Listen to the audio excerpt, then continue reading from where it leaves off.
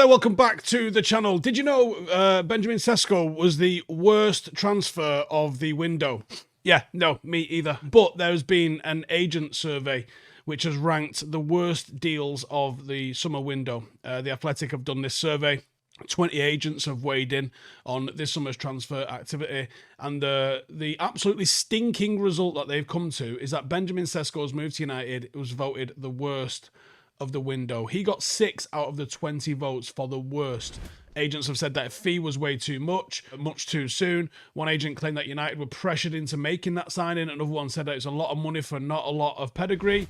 Some of us drew a couple of votes. Some drew a single vote. And I'm going to look at some of those and why they were given the single vote. Why some transfers didn't even get 1 vote. And how they came to the conclusion that Sesko is the worst of the signings is beyond me. So one that got 3 votes was James Trafford to Manchester City. The re-signing of their young goalkeeper from Burnley. They spent 40 million on him and replaced him within a couple of weeks. Now, that's a pretty fair one to call one of the worst transfers of the summer, but it only got 3 votes, half as many votes as Sesko to United managed to get, which is baffling, to be honest with you. Wirtz to Newcastle, 1 vote. One said it was a lot of money for a 29-year-old, which is correct, who was way down on the preference list. Yeah, okay, fair one. Pretty justified. Jadon Sancho to Villa only got 1 vote. He's played 8 minutes, lads. How is he a better transfer than Benjamin Sesko?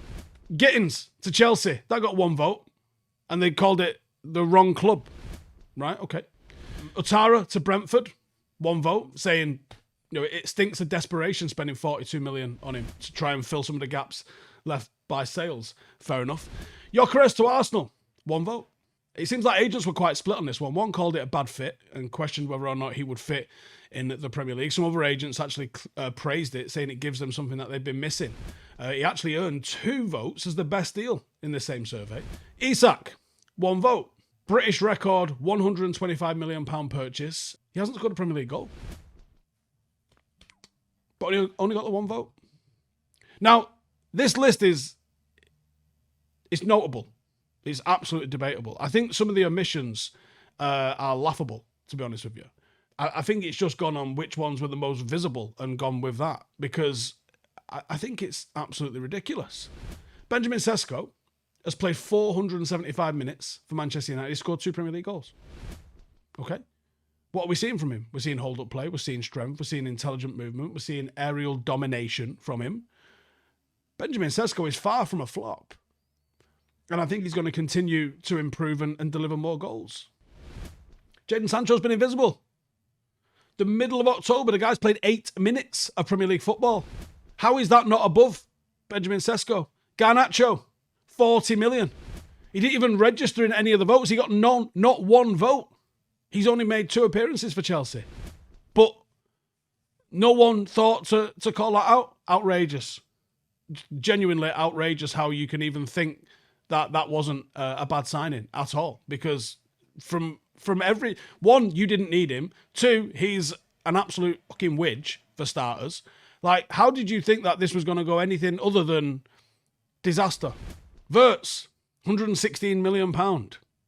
Yet to register a goal or assist. I think there's a lot being made over him failing to register a goal or an assist. But when you think about the scrutiny that Paul Pogba and other transfers were under, it just doesn't stack up, does it?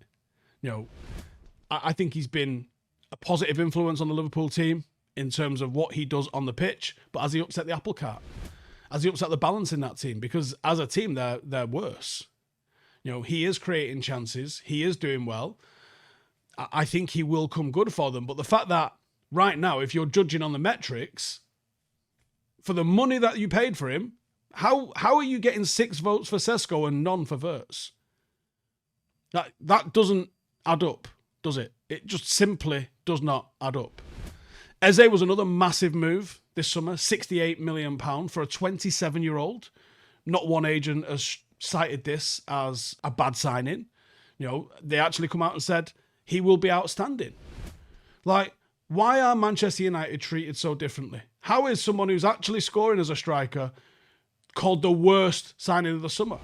Javi Simons, Tottenham Hotspur, £51 million. What's he done?